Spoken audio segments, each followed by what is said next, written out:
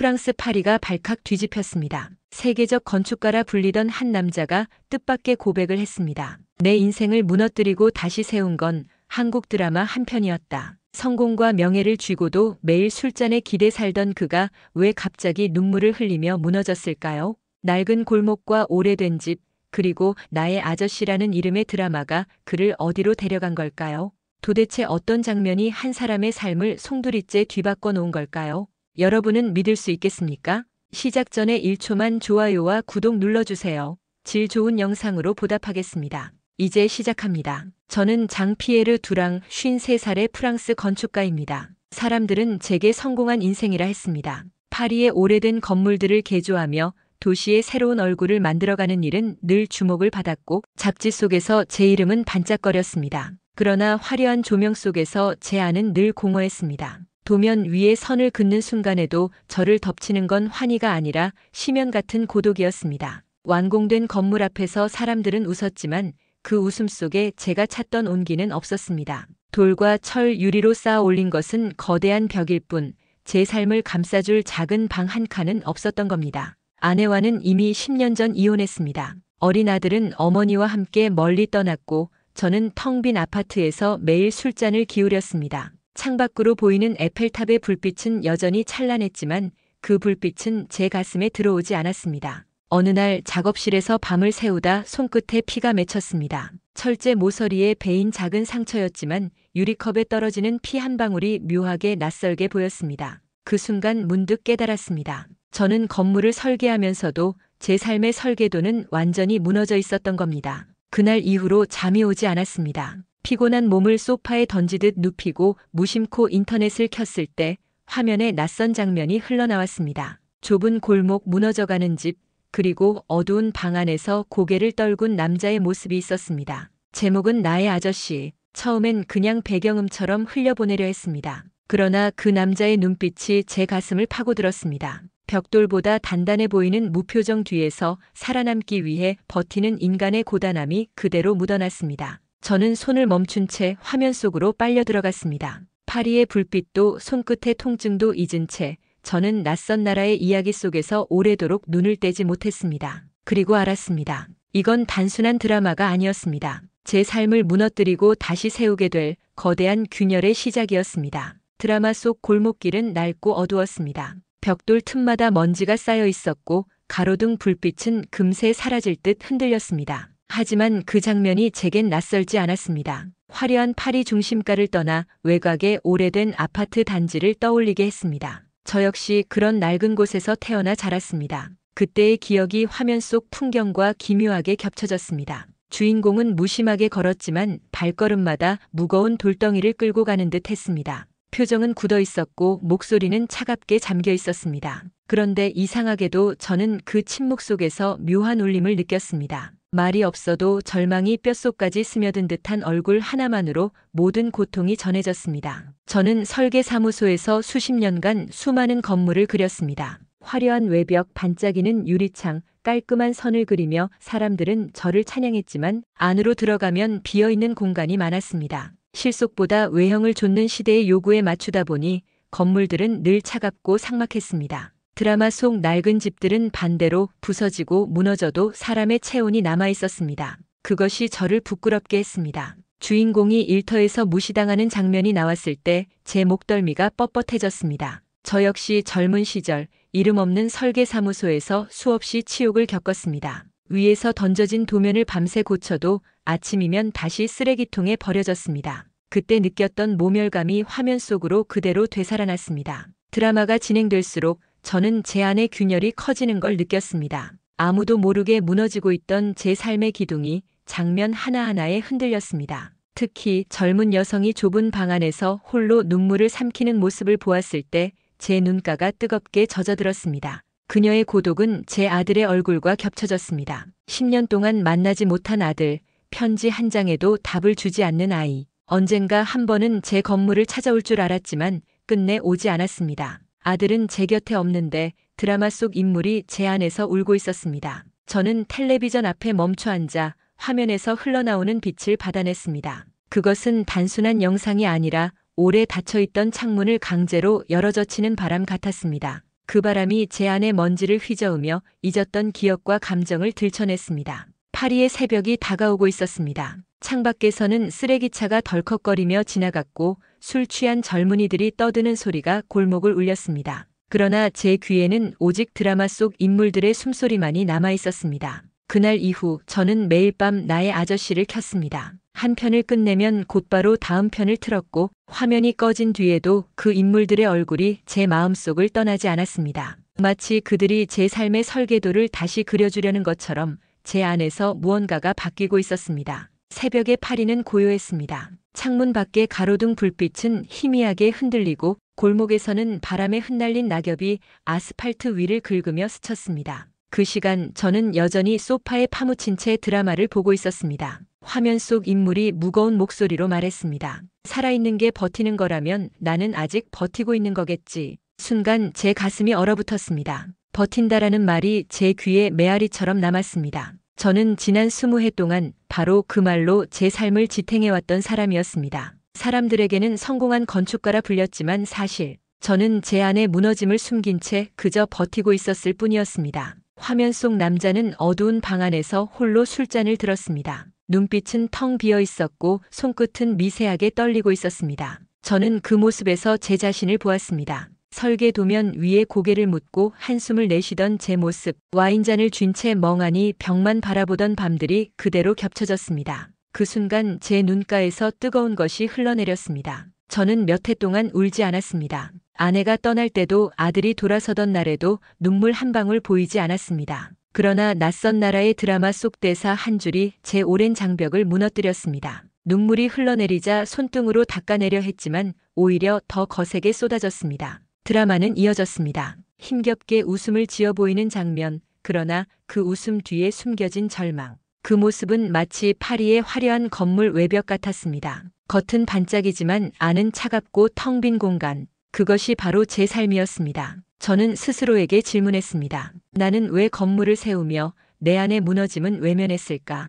왜 아들에게는 따뜻한 집 한 채를 지어주지 못했을까? 새벽 공기는 차가웠지만 제 가슴속은 오히려 뜨겁게 달아올랐습니다. 눈물이 멈추지 않았고 가슴은 두드려 맞는 듯 쿵쿵 울렸습니다. 드라마의 대사 하나하나가 돌처럼 떨어져 제 안을 뒤흔들었습니다. 그때 저는 처음으로 깨달았습니다. 나의 아저씨는 단순한 이야기나 오락이 아니었습니다. 그것은 제 삶의 무너진 건물 위에 새 설계도를 그려내는 망치와 펜 같았습니다. 프랑스에서 태어나 반세기 넘게 살아온 제가 한국 드라마 앞에서 이렇게 무너지고 다시 세워지고 있었습니다. 창밖 하늘이 조금씩 밝아오고 있었습니다. 어둠이 걷히는 대신 제 안의 어둠이 드라마 속 대사와 함께 터져나왔습니다. 그리고 저는 알았습니다. 제 삶은 이제 예전처럼 버티는 것이 아니라 다시 세워져야 한다는 것을. 드라마를 다 보고 난 뒤에도 저는 오랫동안 자리를 떠나지 못했습니다. 새벽의 창가에는 희끄무레한 빛이 들어오고 있었지만 제 눈에는 여전히 어둠이 드리워져 있었습니다. 그러나 그 어둠은 전과 달랐습니다.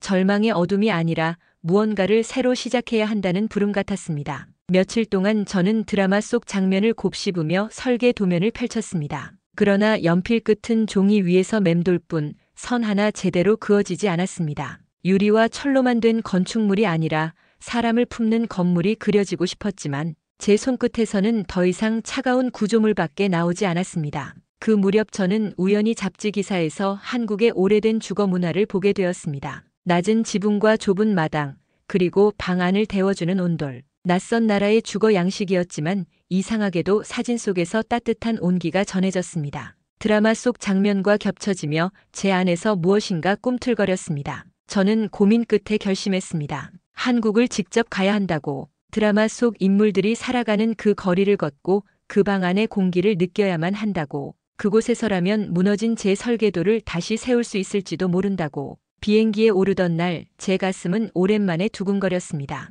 창밖으로 보이는 구름은 낮게 깔려 있었지만 그 아래로 펼쳐질 낯선 땅이 저를 기다리고 있다는 생각에 심장이 빠르게 뛰었습니다. 한 번도 가본 적 없는 나라, 그러나 어쩐지 오래전부터 부름을 받은 듯한 나라. 한국에 도착하자 공기는 달랐습니다. 파리보다 더 습했고 거리는 바쁘게 움직였지만 사람들의 표정엔 묘한 부드러움이 스며 있었습니다. 시장 골목에서는 국물이 끓는 냄새와 고소한 기름 냄새가 뒤섞여 코를 자극했고, 지하철에서는 서로 부딪히면서도 가볍게 미소를 건네는 모습이 눈에 들어왔습니다. 저는 드라마 속에 나왔던 골목을 찾아갔습니다. 벽돌이 부서진 담장, 세월이 스며든 골목길. 그런데 이상하게도 그 낡음 속에서 저는 따뜻함을 느꼈습니다. 창문마다 작은 화분이 놓여 있었고, 좁은 골목 끝에서 누군가가 웃으며 이웃을 불렀습니다. 파리의 화려한 건물과는 전혀 다른 풍경이었지만 이곳에는 사람이 살고 있었습니다. 숨을 쉬고 서로 기대며 살아가는 모습이 고스란히 담겨 있었습니다.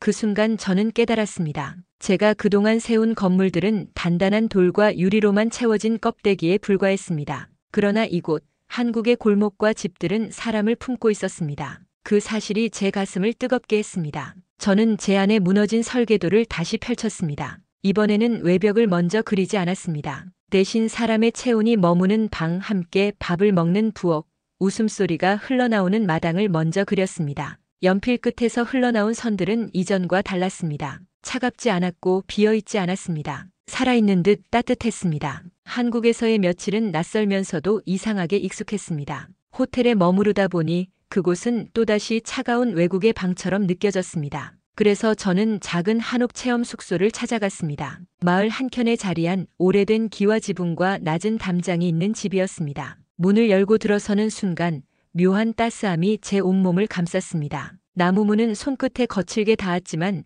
그 거칠음은 낯설지 않았습니다. 방에 들어서자 바닥은 온기로 데워져 있었고 발바닥에서 올라오는 따뜻함이 제 무릎과 가슴까지 퍼져 올라왔습니다. 저는 그 순간 멈춰 서서 바닥을 손바닥으로 짚었습니다. 뜨겁지도 차갑지도 않은 인간의 체온 같은 온기. 그것은 파리의 아파트에서는 한 번도 느껴보지 못한 감각이었습니다. 저녁 무렵 주인 아주머니가 손수 지은 밥상을 내주셨습니다. 김이 모락모락 피어오르는 흰 쌀밥과 된장국, 그리고 작은 접시에 담긴 반찬들. 그 향은 구수했고 한 숟갈을 입에 넣자 고소하면서도 깊은 맛이 퍼졌습니다. 저는 그 자리에서 눈을 감았습니다. 따뜻한 국물이 목을 타고 내려가자 가슴이 먹먹하게 차올랐습니다. 단순히 배를 채우는 식사가 아니라 마음의 허기를 달래주는 위로 같았습니다. 그날 밤 방 안에 누워 창호지를 통해 스며드는 달빛을 바라보았습니다. 달빛은 희미했지만 방 안은 차갑지 않았습니다. 저는 파리에서 늘 겪던 공허한 새벽과 달리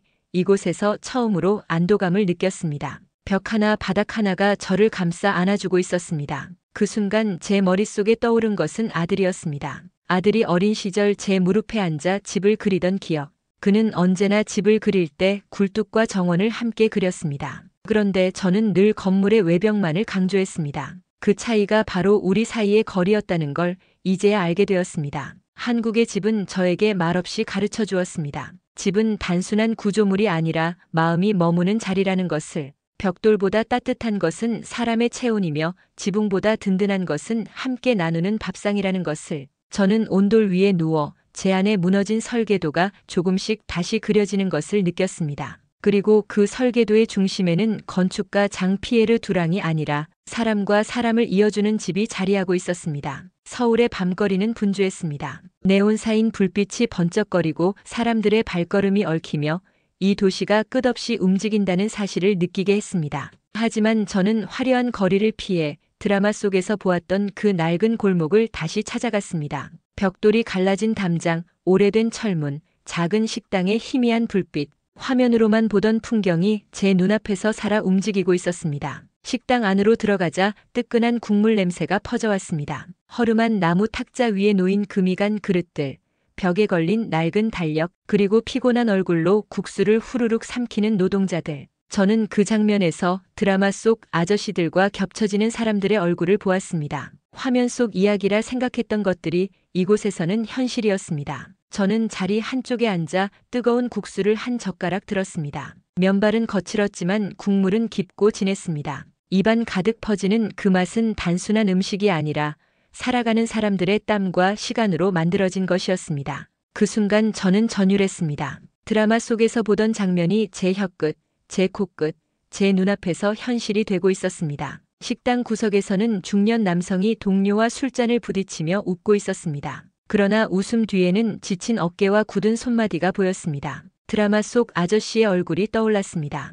화려한 말 한마디 없어도 그들의 눈빛은 서로를 위로하고 있었습니다. 그 모습을 바라보며 제 가슴이 뜨겁게 흔들렸습니다. 밖으로 나왔을 때 골목길은 어둡고 습했습니다. 비가 조금 내렸는지 바닥에는 빛이 고여 반짝였습니다. 그 빛 위로 제 그림자가 길게 늘어졌습니다. 저는 한동안 그 자리에 멈춰 서 있었습니다. 드라마 속 남자가 혼자 걷던 뒷모습이 제 그림자와 포개졌습니다. 그때 깨달았습니다. 드라마 속 인물은 단순한 캐릭터가 아니었습니다. 바로 이 골목에서, 이 도시에서 살아가는 수많은 사람들의 얼굴이었습니다. 그리고 그들의 무게가 제 삶의 무게와 다르지 않았다는 것을 알게 되었습니다. 파리에서 아무리 화려한 건물을 세워도 제 마음은 공허했지만 이곳의 낡은 담장과 습한 골목은 제 마음을 채워주고 있었습니다. 드라마와 현실이 한순간 겹쳐지며 제 안의 벽이 무너졌습니다. 저는 그날 밤 오래된 숙소의 방에 돌아와 한참 동안 울었습니다. 억지로 참지 않았습니다. 눈물이 흘러내려 베개를 적셨지만 그 눈물 속에서 이상하게도 따뜻함이 느껴졌습니다. 마치 무너진 제 삶이 조금씩 다시 세워지고 있는 듯 했습니다. 한국에 머무는 시간이 길어지면서 저는 점점 이 땅의 일상에 스며들었습니다. 아침마다 시장을 걸으면 생선 비린내와 갓 지은 떡의 고소한 향이 뒤섞여 코끝을 자극했고, 작은 가게 앞에서는 서로 안부를 묻는 목소리가 들려왔습니다. 이웃을 향한 인사가 당연한 듯 오갔습니다. 그 단순한 장면들이 제겐 충격이었습니다. 파리에서는 화려한 건물들 속에서 사람들의 얼굴은 늘 닫혀 있었는데 이곳에서는 낡은 간판 아래에서도 웃음이 피어났습니다. 저는 설계 도면을 다시 꺼냈습니다. 이번에는 건물의 높이나 외관이 아니라 그 안에서 살아갈 사람들의 표정을 먼저 떠올렸습니다. 좁은 부엌에서 함께 밥을 짓는 어머니, 마당에서 뛰어노는 아이들, 낮은 지붕 아래에서 담소를 나누는 이웃들. 제 손끝에서 그려지는 것은 구조물이 아니라 관계였습니다.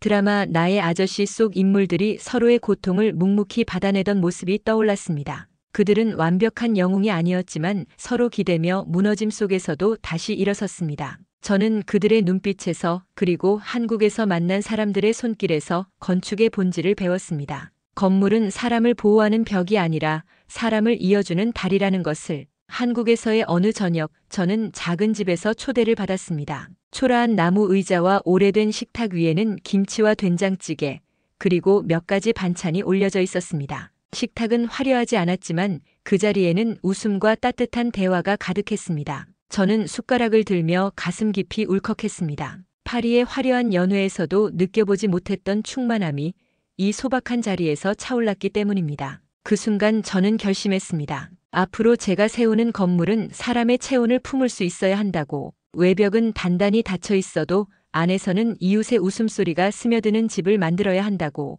그게 한국이 제게 가르쳐준 길이었습니다. 파리로 돌아갈 날이 다가왔습니다. 그러나 제 안에는 더 이상 이전의 공허한 건축가 장 피에르 두랑은 없었습니다. 무너진 설계도를 다시 세우며 저는 건축가이기 전에 한 인간으로서 살아가는 법을 배우고 있었습니다. 그리고 그 길 위에 한국이라는 나라가 놓여 있었습니다. 파리로 돌아온 첫날, 저는 도시의 불빛이 유난히 차갑게 느껴졌습니다. 샹젤리제 거리의 화려한 간판, 정돈된 건물 외벽, 번쩍이는 유리창들. 예전에는 제 성공을 확인시켜주던 배경이었지만 이제는 그 속이 비어있다는 사실이 더 선명히 보였습니다. 그러나 제 안은 달라져 있었습니다. 한국에서 본 골목길, 따뜻한 온돌방, 이웃의 웃음소리가 제 가슴속에 남아 있었습니다. 손끝에는 아직도 한국의 나무문을 짚던 감각이, 혀끝에는 된장국의 구수한 맛이 남아 있었습니다. 며칠 뒤 저는 새로운 설계 의뢰를 받았습니다. 파리 외곽의 오래된 공동주택을 재건축하는 일이었습니다. 예전 같았으면 외관을 세련되게 다듬고 투명한 유리창을 크게 내는데 집중했을 것입니다. 하지만 이번에는 달랐습니다. 저는 먼저 그곳에 사는 사람들을 만났습니다. 좁은 부엌에서 아이를 돌보는 젊은 어머니, 지난 벽난로 곁에서 손을 비비는 노인, 일터에서 돌아와 좁은 복도에서 마주친 이웃과 웃음을 나누는 사람들. 저는 그들의 이야기를 들으며 도면을 그렸습니다. 부엌을 넓히고 복도 끝에 작은 정원을 만들고 이웃이 서로 마주 볼 수 있는 공간을 설계했습니다. 설계도를 내밀었을 때 사람들은 놀란 듯 저를 바라봤습니다. 이건 그냥 집이 아니라 우리를 이어주는 곳이라며 한 노인이 제 손을 꼭 잡았습니다. 그 손길은 한국에서 받았던 온기와 똑같았습니다. 순간 제 눈가가 다시 젖어들었습니다. 저녁이 되어 사무실 불을 끌 때 저는 혼잣말처럼 속삭였습니다. 나는 더 이상 버티는 사람이 아니라 살아가는 사람이다. 드라마 나의 아저씨는 저를 무너뜨렸지만 동시에 다시 세웠습니다. 한국이라는 낯선 나라에서 배운 온기와 연대는 제 인생의 새로운 설계도가 되었습니다. 이제 제 건물 속에는 파리의 사람들과 함께 한국의 따뜻함이 살아 숨 쉴 것입니다. 돌과 유리 사이로 흘러나오는 건 더 이상 차가운 공허가 아니라 사람의 체온과 웃음일 것입니다. 저는 지금도 종종 드라마 속 그 대사를 떠올립니다. 살아있는 게 버티는 거라면 나는 아직 살아가는 거겠지. 여러분은 어떠신가요? 혹시 한국의 따뜻함을 느꼈던 순간이 있으신가요? 그 순간을 댓글로 나눠주신다면 저와 같은 또 다른 누군가의 삶에도 불씨가 될 것입니다. 이 이야기가 마음에 닿으셨다면 구독과 좋아요 부탁드립니다.